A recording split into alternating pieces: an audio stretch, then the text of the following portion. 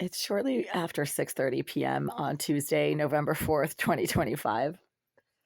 I just made a video maybe an hour ago about this beautiful, I think it's the full moon, but I'm not sure. The full moon might have been a day or two ago.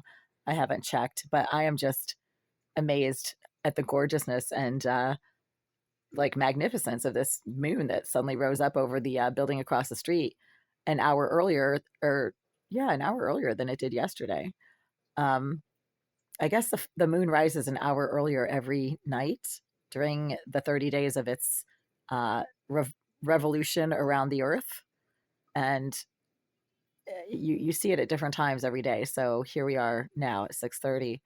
I'm sitting here in the dark because I basically can't do anything at all in the privacy of this living space without getting pretty aggressively harassed from the same psycho trash, sex offender psychopath who has been intermittently accessing both of the vacant units directly below this one and adjacent to this one, Unit 76 and Unit 78, over the last not just few weeks, but few months.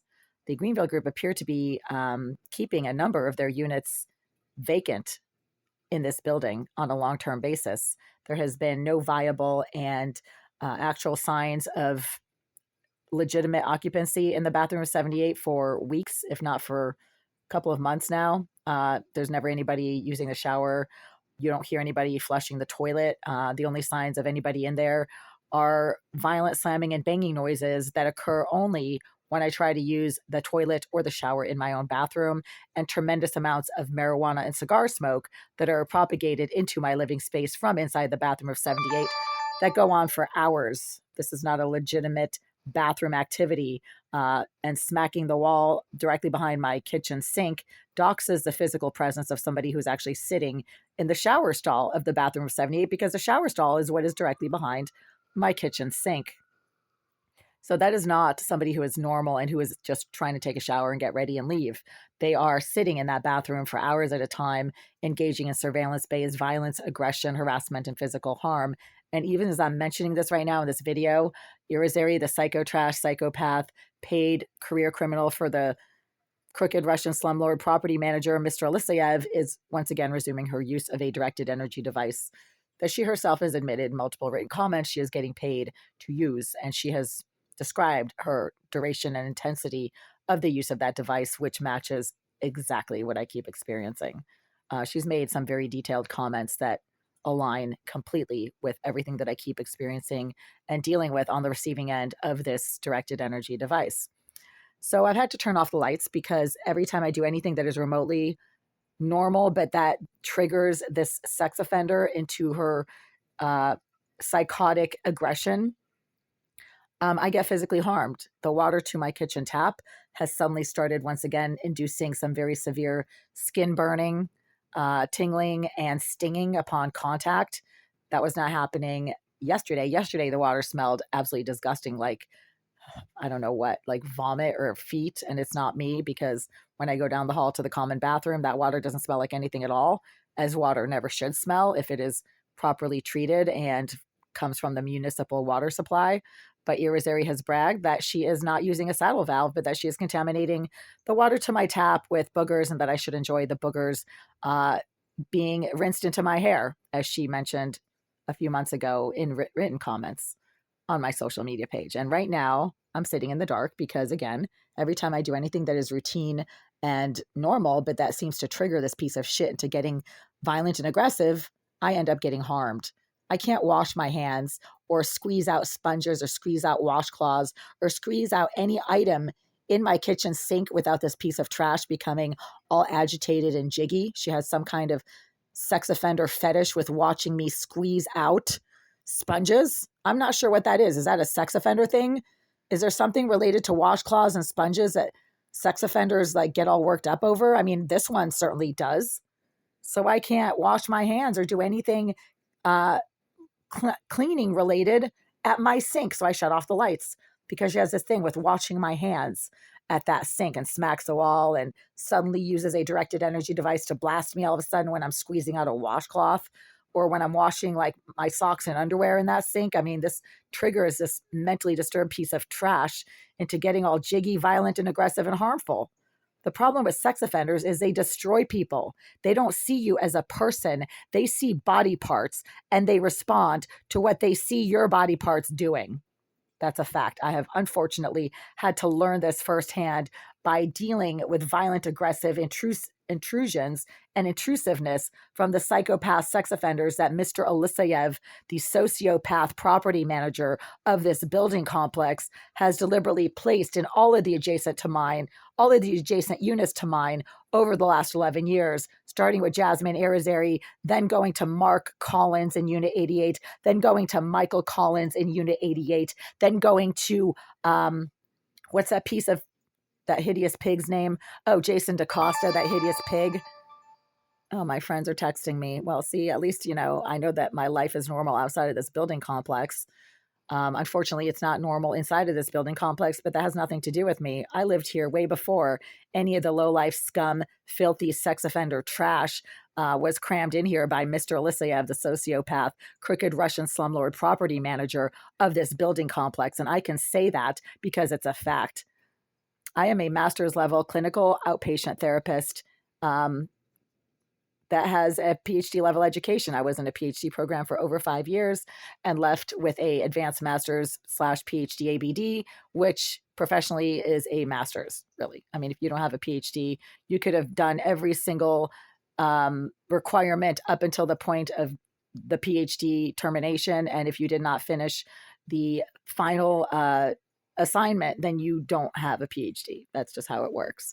So I am eminently professionally and educationally qualified to diagnose Mr. Elisayev with antisocial personality disorder, because only a sociopath would repeatedly brag to tenants in distress who come to him with assistance and concerns about the violent criminals that Mr. Elisayev is harboring and espousing and protecting and defending.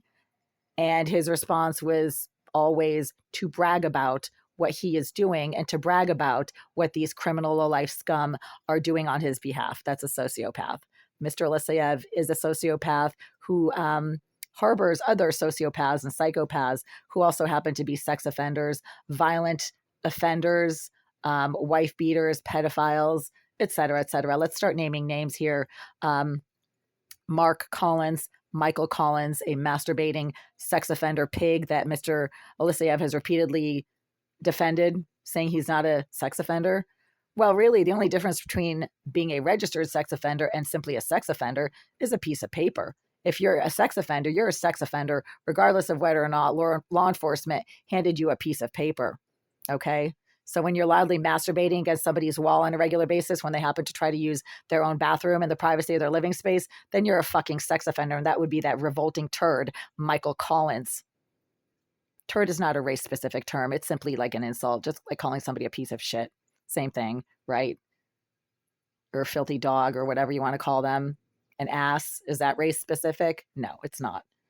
Michael Collins and Mark Collins are sex offenders. Jasmine Irizarry is a very severely disturbed homicidal psychopath and a sex offender, as well as an obsessive stalker who tries to literally destroy other women because she's so miserable and jealous and hideously ugly and mentally disturbed and rejected that she literally goes for the jugular, almost literally, towards other women. She's been trying to take me down for 11 years and claims that she's getting paid by BLM to do that, as well as being sponsored by the Greenville Group, which are pretty much the same thing. The Greenville Group are housing and harboring large numbers of activistic associates who engage in criminal acts and activities towards other tenants on their behalf. The fun thing is that once you've established the fact that there are surveillance devices, both audio and video, throughout your living space, you can actually troll the low-life trash who spend a lot of time perving and creeping all over what you do in the privacy of your living space. And what they do is dox their physical presence in the immediate adjacent units to this one by reacting violently and aggressively on a moment-by-moment activity-specific surveillance basis when I happen to do things that they don't like. And one of the things that Ms. Irizarry reacts violently and aggressively to every time I do it is when I start praying out loud. She hates that shit. She becomes really aggressive and violent. Right now, she's deliberately burning and propagating sickening, overpowering amounts of something that smells like burning rubber and cigar smoke. I'm not sure if it's coming from below in 76 or from the bathroom behind my kitchen sink, but the rapidity with which it has suddenly been propagated to my living space suggests that she's in the bathroom of 78. I think it takes a little longer for smoke and fumes to come up from below because the floor is a much denser and tightly packed structure than the drywalls separating units. So I don't think it's coming from below right now. It's probably coming from the bathroom of 78, where there has been a violent aggressor slamming and banging things against the wall behind my kitchen sink, not just over the last couple of hours, but throughout the entire day today. So that piece of trash has nothing going on.